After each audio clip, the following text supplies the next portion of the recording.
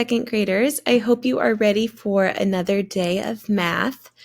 Today we are just going to be reviewing a little bit, and what I really want you to do is play around with some of the interactive tools that I've created.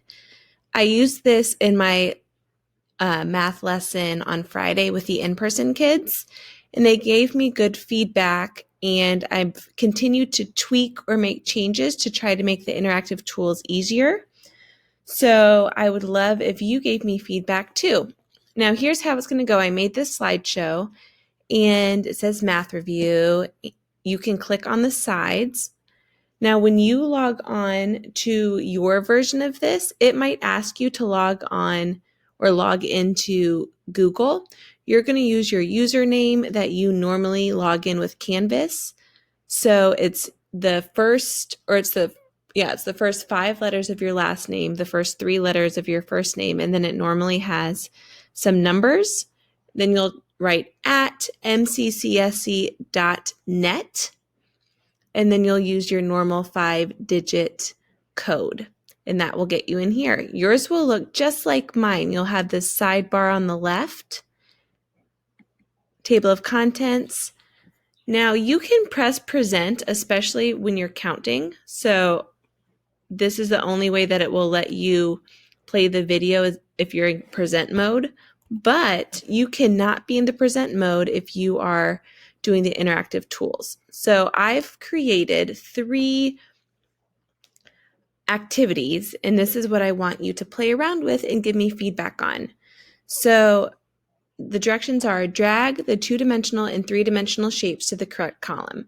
So down here I have shapes. I have 2-dimensional shapes and 3-dimensional shapes. I want you to think way back for like maybe our first or second week of digital learning or virtual learning.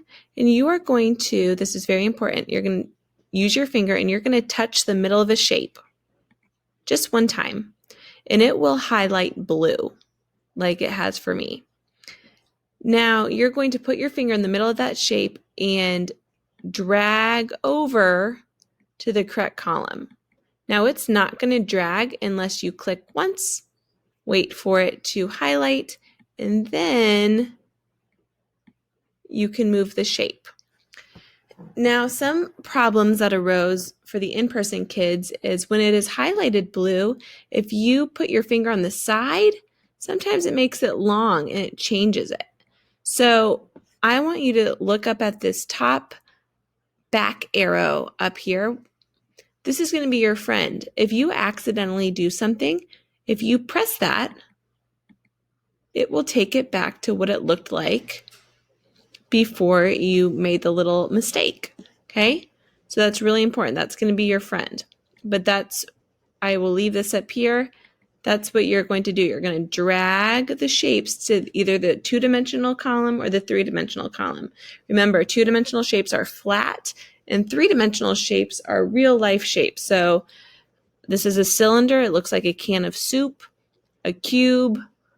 Here's another cylinder. Okay. Next one, it says drag the base 10 blocks to show me the number 246. Down here you have your flat, sticks, and cubes. So one of the things that the in-person kids told me was this cube was so much smaller, and it was really hard for them to drag. So I'm hopeful that this is big enough for you to drag and show me the number 246. So you'll drag your flats up. Same thing, you need to click one time to make it blue and then drag. Patience is your best friend for this. If you move too fast or you touch your screen 100 times, this is not going to go well. Okay, so really take your time. You're pressing once it's blue, then you're dragging. All right. Then the last one that you're going to play around with is expanded form and standard form. So expanded form is stretching a number out. So for example, if I was going to do the number 34, that's just the standard way of writing it. But it also means that I have 3 groups of 10, which is 30, and 4 ones. So I would click on the box once and I would drag over the expanded form, which means I'm stretching it out. 30 plus 4 equals 34. All right, so you will find the matches and drag it over. That's the third one that I want you to play around with. The one that was, I'll say that when you click on the box to drag, put your finger on the blue or turquoise part to drag it. If you put your finger on the number, it might not work. So try to find the part of the blue rectangle to drag instead of the number. Then I want you to stretch. And then last but not least, you will make a choice. So you must do extra math. And then you can do one of these choices. You can do Moose Math.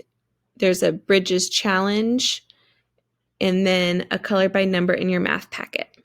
So that is what you were doing for math today. Just experimenting with this. These slides I'm going to hopefully be using more in our lessons. And so that's why I really need your feedback to tell me what works, what doesn't, what's too small, which one was the easiest to do.